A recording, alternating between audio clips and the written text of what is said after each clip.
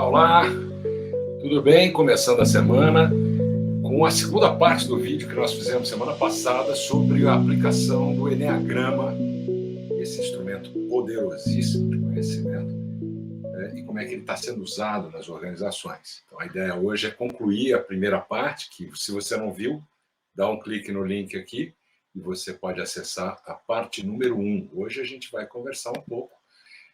Você tem formas diferentes de lidar com as questões.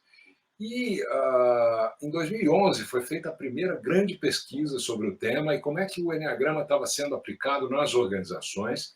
E agora, em 2022, ano passado, coordenado pela Ginger Lepid-Bogda, que é uma PhD em desenvolvimento organizacional, ela faz já uso do Eneagrama nas organizações há 30 anos, mais de 30 anos. Foi com ela que eu me certifiquei, no começo dos anos 2000, na aplicação do Eneagrama para a liderança, para equipes, para a comunicação, para relacionamento. E essa pesquisa, então, é a segunda edição e foi lançada em setembro do ano passado. Então, estão aqui algumas conclusões. Eu mostrei no outro vídeo, mas só um pouco mais de detalhe para vocês perceberem que essas conclusões que estão aqui, que vocês estão vendo, elas são todas as 9 aplicações que estão aqui acima de 50%, de forma mais frequente. Começando lá do fim, com 54% de desenvolvimento do colaborador, especificamente. Depois o desenvolvimento da carreira dele, né? As equipes em sequência, gestão de conflito, trabalho de coaching, de crescimento técnico específico de alguma característica que precisa ser trabalhada, comunicação, liderança, inteligência emocional e o maior de todos, como um desenvolvimento pessoal, naturalmente, que serve tanto para a sua vida pessoal como para a sua vida profissional, né? Comunicação, né? Empatia, relacionamento. No caso das equipes, a mesma coisa, comunicação, respeito, confiança. Você vai vendo que temos temas extremamente críticos, especialmente no mundo pós-pandemia, no mundo do trabalho híbrido, onde um líder humanizado, consciente, cada vez é mais necessário, inspirador, que não faça pelo time, mas que leve e crie condições para o time realmente performar da melhor maneira, florescer, se sentir pertencendo. Não é à toa que tanto se fala em segurança psicológica hoje. E eu diria que, sem muito medo de errar, usar o Eneagrama na organização é a chave para construir ambientes de segurança psicológica, ambientes seguros psicologicamente, é a base, o processo todo, como você já viu na versão número 1, no vídeo número 1, a gente já falou sobre essas questões e isso foi testado. Então, quem quiser conhecer mais a fundo aí a pesquisa, pode acessar também o link, ela está em várias línguas, a mais recente agora publicada em italiano. Para o português fui eu que fiz a tradução, então se você também encontrar alguma questão, por favor, me avisa. De qualquer maneira, eu quero reforçar que o nosso grande problema nas organizações, desde sempre, aliás, nas relações humanas de uma forma geral, sempre foi a comunicação.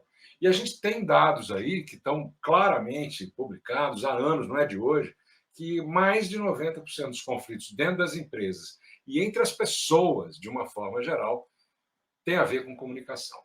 E aí eu vou pular essa parte porque é chover no molhado, falar de comunicação, todo mundo sabe disso, mas sabe também que o cérebro que tem esse tamanho, pesa 1,2 kg mais ou menos, ele consome entre 22% e 25% da nossa energia. Portanto, ele tem que economizar energia, porque ele já consome, ele tenta maximizar a performance dele mesmo, eliminando, generalizando e distorcendo todas as informações que a gente está exposto, tanto externas como internamente.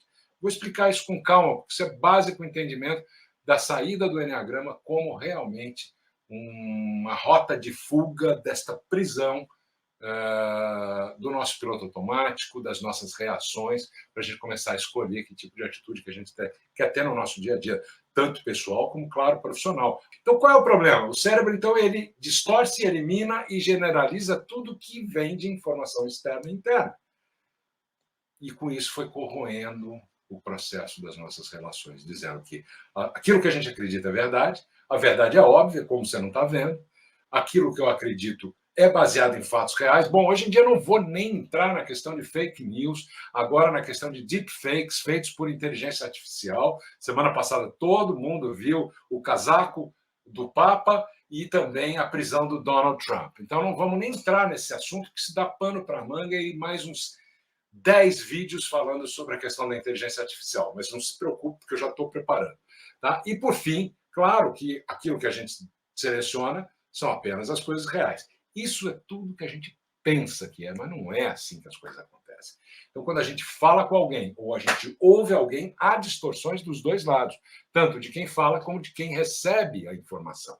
Filtrado por uma série de coisas que a gente sabe que tem a ver com a nossa história de vida, a nossa trajetória, nossa formação, nossos valores, nossas crenças, nossos interesses, nossas emoções. Então, nós estamos falando de emoção também. É muito importante que esses sejam aspectos que você considere para entender porque que nem tudo é o que parece. O George Simmons e o Jay McCall tem uma frase que eu trago sempre nas minhas palestras e eu mostro aqui agora para você também, que é por causa da nossa percepção, a gente interage não com as pessoas ou os objetos como eles são, mas com a imagem que a gente faz deles. Olha isso. Esse anúncio, se você talvez seja da minha geração ou próxima a ela, você vai lembrar quando foi lançado o TED no Brasil. Hoje todo mundo adora o Pix, porque realmente é genial, mas na época não tinha internet, mas tinha o DOC, que levava um dia, 2 dias, para fazer a transferência de dinheiro de um banco para o outro, de uma pessoa para outra. Quando veio o TED, foi uma revolução. O TED era no mesmo dia. TED é transferência eletrônica disponível. Ainda tem hoje aí e tal, mas ninguém usa mais, né? Todo mundo no Pix. A Febraban, que assina esse anúncio aqui, que foi publicado na revista Veja e na revista Exame, nos anos 90, as revistas de maior circulação, uma de negócios e uma de interesse geral, publica o seguinte: o cara de cima ajeitando a gravata falando: o equipamento ainda não chegou, eu sabia, não dá para confiar num cara de gravata borboleta. E o carinha de baixo ali falando: a grana ainda não foi depositada. Bem que eu desconfiei, também com aquela gravata ridícula. Então a gente sabe que hoje um anúncio desse não tem mais lugar, não tem mais espaço. Mas naquela época, época em que eu estava, inclusive, trabalhando em comunicação, em marketing, já tinha me chamado a atenção o quanto isso ia contra, de fato, aquilo que a gente entende, que eu acabei de mostrar, que são os filtros, que a gente já lida com eles de uma forma direta. Olha, e estava publicado na revista de maior circulação do Brasil, reforçando essa questão de que a gente interpreta, forma impressões, julga a si mesmo e aos outros o tempo inteiro, avalia e atribui de acordo com esses filtros que a gente tem na vida. Então, essa aí é uma charge da época da guerra do Iraque, onde o George Bush acha que vai salvar o mundo, enfim, a gente sabe que deu no que deu. Então, tudo que a gente vê do outro e mostra para o mundo está ali acima da linha d'água nesse iceberg, os comportamentos, as percepções. Tudo que está abaixo, mapas mentais, necessidades, desejos, crenças, valores, emoções, sentimentos, a gente não demonstra muito. Está abaixo da linha d'água. E nem vê do outro, muitas vezes. Isso é uma estratégia. Eu tenho um desejo, eu penso, e a partir daí eu vou agir. Esses pensamentos podem gerar emoções. E quantos pensamentos eu tenho? E a pergunta-chave, que eu não vou responder hoje, mas se você pode ler a minha última edição do Psiconauta Newsletter, é: quem é que está pensando? Quem é o pensador? Quem é o observador? Mas a gente não vai falar disso hoje. Isso tudo tem a ver com uma zona onde a gente pode interferir, que é a zona do protagonismo, onde, a partir de desejos e necessidades que estão ali intrínsecas, profundas, eu gero pensamentos que geram emoções e ações, de acordo com os pensamentos e com as emoções. E é aí que eu tenho que tomar cuidado. Então, para responder algumas perguntas que hoje são chave para qualquer líder em qualquer organização: quais são os principais problemas que você enfrenta trabalhando em equipe? Como lidar com uma nova equipe? Como lidar com um novo líder de equipe? Como tomar decisão quando o líder não está? Como evitar 80% dos conflitos? A gente já viu que está muito ligado à comunicação, né? Como é que eu preparo uma equipe para minimizar conflito?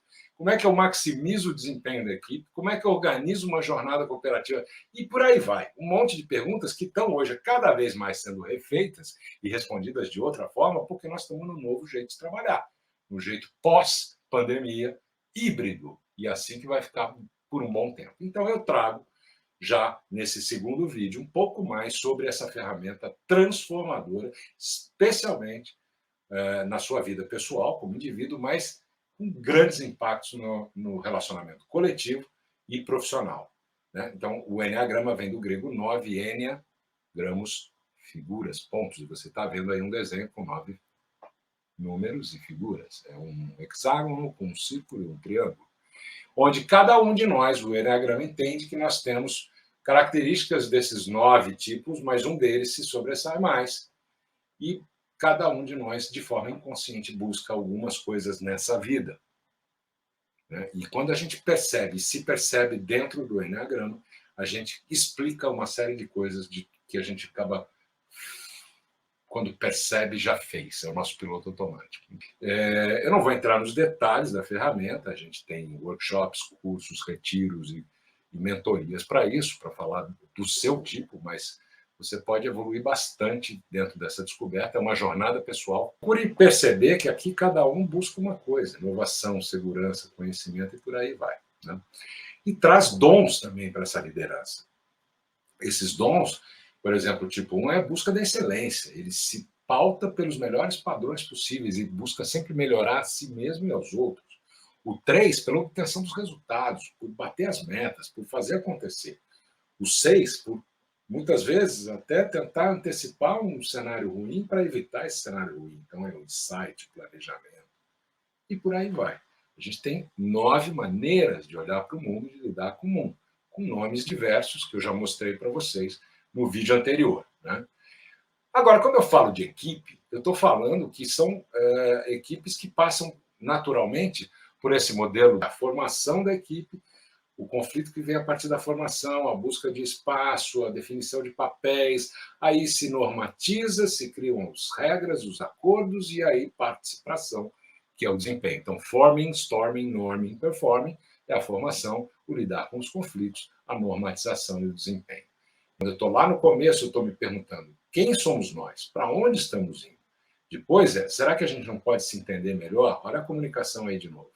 Depois como é que a gente sai dessa bagunça? Então, as regras vêm para isso e ao infinito e além na hora que eu vou performar. Quando eu pego o Eneagrama tipo 3, que é o P de performance, de bater meta, etc., eu tenho a leitura nessas 4 fases de uma equipe. Então, se eu estou num conflito, o 3, eu vejo o 3 se desconectar, ele percebeu o conflito como uma perda de tempo que impede ele de atingir o objetivo dele. Quando ele pensa em performance, é a etapa favorita dele, né? Então, gente, eu não vou entrar em todos os 9 aqui nesse vídeo, mas você pode ver que a gente desce nesse nível de profundidade, no entendimento do tipo do Eneagrama para cada momento que uma equipe passa no modelo do Tucker, por exemplo, que é o modelo que a gente usa aqui na consultoria, né? Então, o 5, com outras características, que prefere pular a etapa do conflito, ele se afasta do conflito, ele busca regra, estrutura, para ele é uma coisa importante na hora da normatização, enfim. O 6, né, que prefere ficar um pouco mais distante para garantir que todo mundo esteja sendo ouvido. Tudo tem a ver com essa visão de uma equipe alinhada, onde todo mundo compartilha de uma meta comum. Lembra quando eu falo do estado de flow? O flow, um dos gatilhos mais poderosos para o flow coletivo, é exatamente a meta compartilhada e o risco compartilhado. Isso é um tremendo gatilho. Então, quando a gente tem isso alinhado, as equipes ficam nesse sinal verde total. Quando isso não está alinhado, cada um está olhando para o seu pedaço e para a sua meta, para o seu interesse. Olha só como a gente lida com isso no Eneagrama. Por exemplo, eu desejo que cada membro tenha uma meta alinhada com o seu jeito de ser. Então, por exemplo, vamos pegar o 6, que a gente falou agora, que é o P de precaução. Então, tem que ser metas substanciais, significativas, tanto para a equipe como para os indivíduos. Ele é muito gregário, ele é leal, ele é do grupo.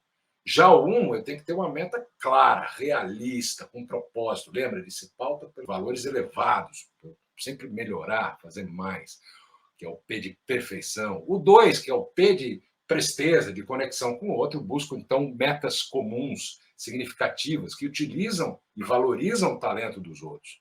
Vou pegar o 7, por exemplo, que é o quê? Estímulo, energia, visão, metas voltadas para a ação. O 8 quer uma visão global refletida ali, fazendo, então, a organização andar efetivamente, né? Não ficar pensando só, então ele parte para a ação. E por aí vai.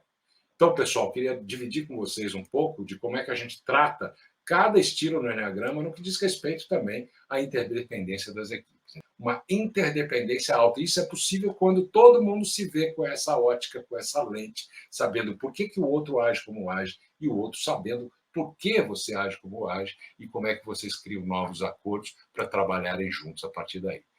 Semana que vem, na parte 3 do nosso vídeo, eu vou falar de feedback. Eu vou mostrar uma fórmula. Como é que você pode usar, com ou sem Enneagrama, para você saber dar feedback e receber feedback também. Como eu disse, não precisa nem conhecer o Enneagrama, mas a fórmula você pode usar o resto da sua vida. Te vejo semana que vem. Que o Flow esteja com você.